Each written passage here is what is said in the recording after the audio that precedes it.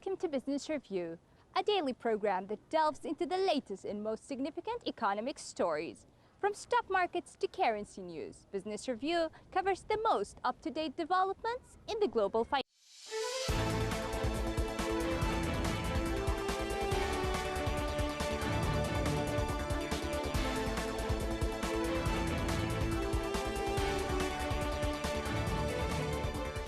World's businesses are taking strategies to recover from the COVID-19 shock, and many countries in the world need help from China and the US to assist their economic recovery. That was revealed by Robert E. Mortez, chairman of the PwC International Network, during an interview with China Global Television Network recently. Moritz, a global business leader who has participated in the APEC CEO Dialogue Malaysia 2020, talked about his thought of the transformation and restoration of global businesses after being hit hard by the COVID-19 pandemic. Moritz said the ones that are most successful and most positive are using a framework. They are repairing the damage that's been done, maybe excess debt that's been brought on their balance sheet for a loss of supply chain or loss of a connection with a consumer. They are rethinking their purpose and their business models. Moritz said the world is a lot more connected and interdependent than disconnected and fragmented. During the current COVID-19 pandemic, there are a number of countries in need of help. He said that the quicker we realize that humanity needs help, the quicker we recognize that the system that we all have worked so hard at and benefited from needs to change and evolve and bring us to a better place. Cubans are looking for new options for remittances to continue flowing from the United States to Cuba via cryptocurrencies or debt cards after the closure on November the 23rd of Western Union services. The government of U.S. President Donald Trump announced at the end of October the halt in remittances to Cuba through the world's largest wire transfer company, putting a stop to transactions that partner with the company under the control of Cuba's military. Cuba's Fincimex, which is owned by the military, has been the main partner in Cuba of Western Union for more than 20 years and is used by millions of Cubans in the United States and other parts of the world to provide economic support to family members in Cuba. Remittances are one of the largest sources of dollars to Cuba, following the services industry and tourism.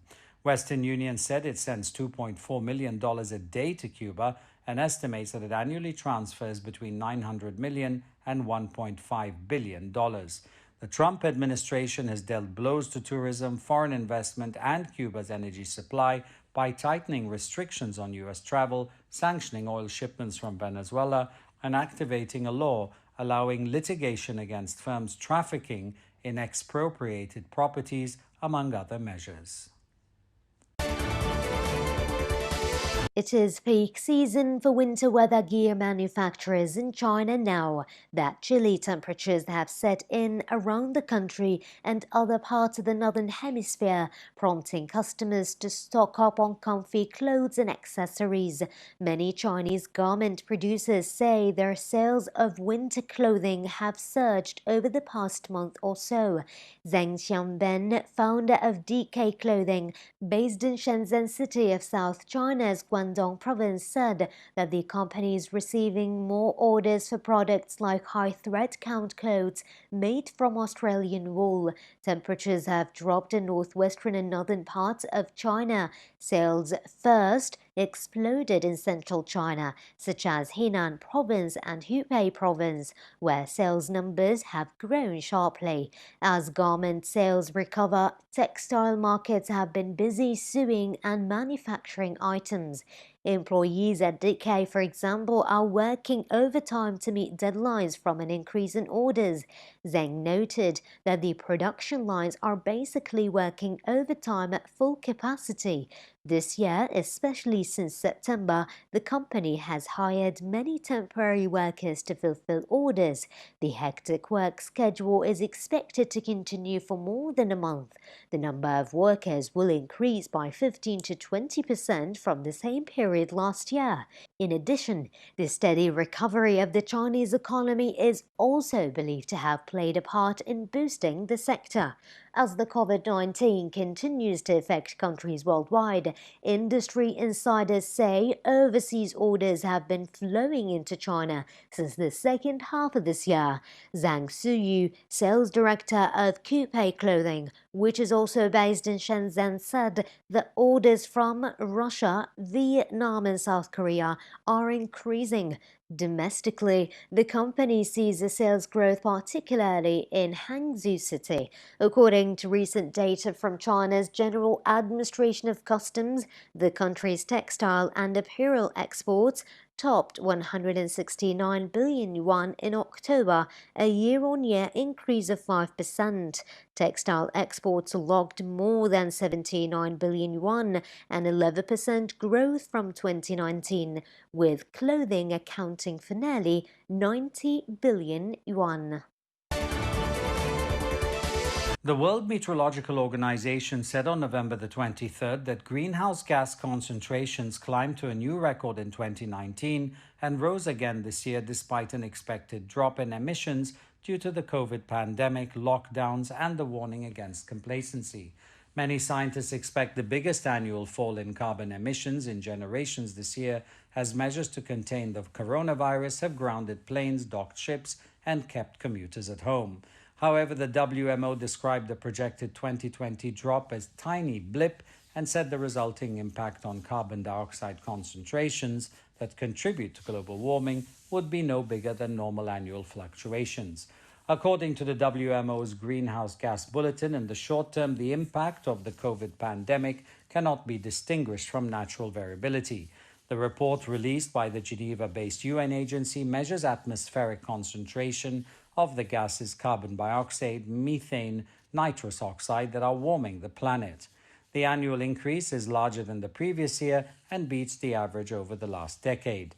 The WMO's head of atmospheric environment research, Dr. Oksana Tarasova, said the magnitude of the increase in carbon dioxide levels over the past 4 years was comparable to changes seen during the shift from the Ice Age to more temperate periods, but back then, the transition happened over a much longer time frame. Global data is not yet available for 2020, but the trend of rising concentrations appears to be intact, the WMO said, citing initial readings from its Tasmania and Hawaii stations. Like other scientific bodies, the WMO said it expects annual global carbon emissions to fall this year due to the COVID measures and ventured a preliminary estimates of between 4.2 to 7.5% fall. It said that such a drop would not cause atmospheric carbon dioxide to go down, but would slow the rate of increase temporarily on a scale that falls within normal variations. Japanese Prime Minister Yoshihide Suga said that Japan will make efforts to realize a carbon-free society and zero of additional marine pollution to 2050. The Prime Minister highlighted the goals in his speech at the Group of 20 Riyadh Summit via video link. Suga noted the country would devote itself to bringing about a green society through adoption of innovation technology to realize a virtuous circle for the environment and economy. He said that addressing climate change is not a constraint on economic growth. Rather, we need to adjust our mindset and adopt positive measures to tackle climate change so as to drive transformation of the industrial structure as well as our economy and society, which will realize dynamic economic growth. Suga also expressed the belief that it is not only essential to tackle climate change with substantial reduction carbon emissions, but also to conserve the marine environment by stopping waste discharge into the sea. He said that Japan launched the concept of Osaka Blue Ocean Vision. Under this vision, Japan would reduce additional pollution by marine plastic litter to zero by 2050 and provide relevant technical assistance. According to the concept, Japan would assist in waste management and human resources development in developing countries.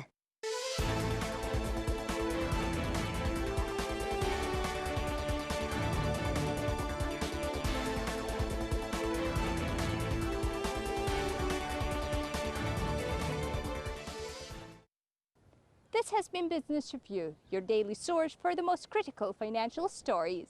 Tune in next time for the latest financial news impacting the world economy.